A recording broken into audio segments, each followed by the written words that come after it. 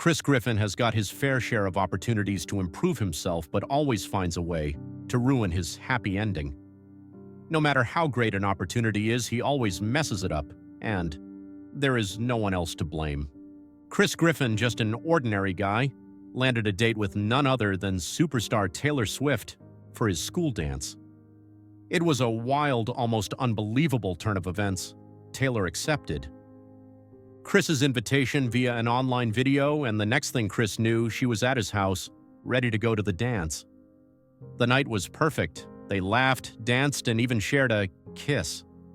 Chris was on top of the world, feeling lucky and thrilled. But the fairy tale took a twist the next day. Taylor released a music video that made fun of Chris. It turned out she often used her relationships to inspire her music, even if it meant hurting others. Chris was just another song lyric in the making.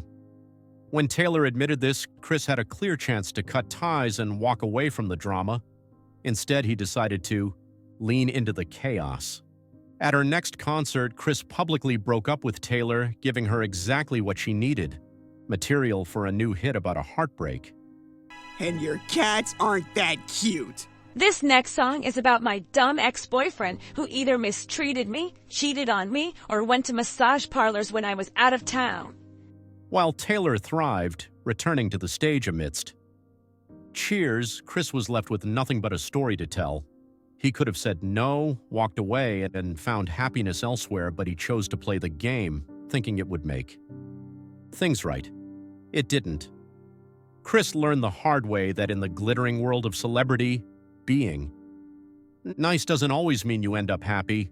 Sometimes it just means you end up as part of the show. Chris Griffin had a big chance to be popular in high school when Connie D'Amico, the most popular girl, started dating him. Connie usually didn't date guys like Chris, but she thought dating someone different might make her even more popular. Oh my God, I can smell him from here. He's perfect. At first, everything was great. Connie liked Chris because he was kind, and soon Chris became very popular. Everyone at school, including the cool jocks and cheerleaders, started liking him. But as Chris got more popular, he changed. He forgot who he really was and started ignoring his sister Meg, who just wanted to be popular too. Chris even began acting mean and shallow, just like the popular kids he used to avoid. Things got worse when Connie found out Chris was cheating on her with two other girls at a party at his house. This made everyone at school mad at Connie, and she became very unpopular. Feeling hurt and angry, Connie and Meg, who Chris had ignored, teamed up. They made a funny but embarrassing video of Chris and showed it to everyone at school. Because of that video, Chris lost all his new friends, and his popularity, he ended up just as unnoticed as before. Chris had the perfect chance to be liked and still be himself, but he threw it all away by trying to be someone he wasn't.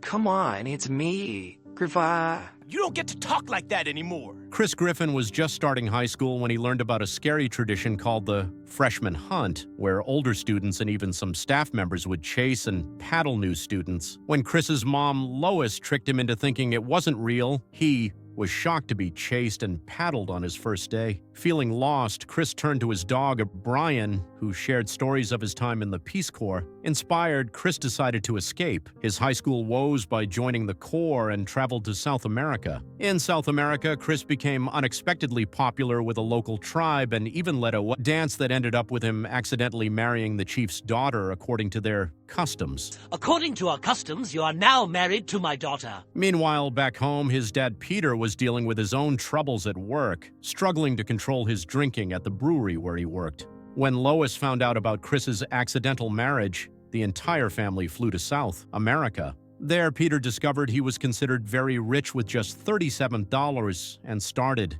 misusing the locals' kindness to feel powerful. When Chris pointed out his dad's behavior, Lois reminded Chris that he was doing something similar by escaping his problems back home.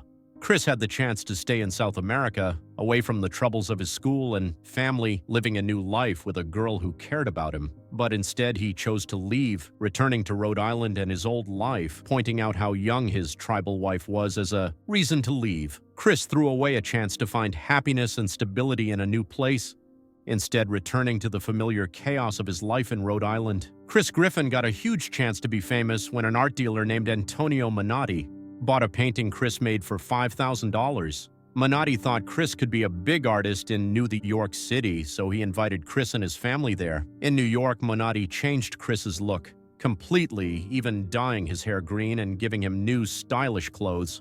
He called him Christabel and introduced him to famous people. But things went wrong at Chris's big art show. Chris decided to paint pictures of his dad, Peter. These paintings were meant to look like famous art by Andy Warhol. However, when the people at the show saw Chris's paintings, they didn't like them at all.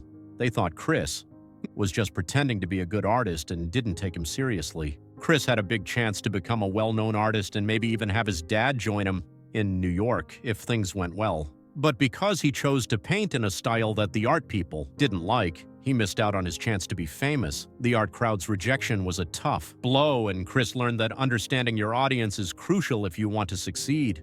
Dad, I'm sorry, I'm not gonna be a famous artist you can mooch off of. Chris Griffin got into a weird situation when his family found out he was stealing stuff from around the neighborhood. He wasn't just hoarding these things. He built a life-size doll he named Heather from all the stolen items. When his family saw the doll, they were really creeped out, especially Lois. Peter, I thought you were gonna take care of this. You were supposed to make Chris get rid of that doll. Peter tried to talk to Chris to figure out what was going on. Chris showed that he didn't understand that Heather wasn't a real person. He even thought the doll wanted to be romantic with him when it accidentally fell on his lap. This whole situation confused Chris a lot because he treated Heather like a real girlfriend. His mom, Lois, got upset because Peter wasn't handling things right, and she felt ignored. She tried to show Chris what a real relationship looked like by joining him on a picnic he planned for him and the doll. But Peter's silly mistakes only made things worse. Hey, can me and Ramon go ride shirtless bikes? Finally, Lois couldn't handle it anymore. She took the doll away at night and hid it. When Chris was really sad about losing Heather, Lois showed him where she buried the doll. She told him if he treated a real girlfriend as nicely as he treated the doll, he would be happy. You did this? I did. I took it all because it's not a natural or healthy thing for a boy your age to have. This whole story shows how Chris didn't understand that the doll wasn't real and got too caught up in it, causing a lot of trouble at home. All these incidents show how Chris always felt short of perfection and messed up his opportunities. No wonder he is the biggest loser on the show, and rightly so. Let us know your thoughts in the comments. On what other occasion did Chris prove that he was a loser? Hit the like button, subscribe to the channel, and don't forget to ring the bell icon so you always stay updated on all things Family Guy. See you in the next one.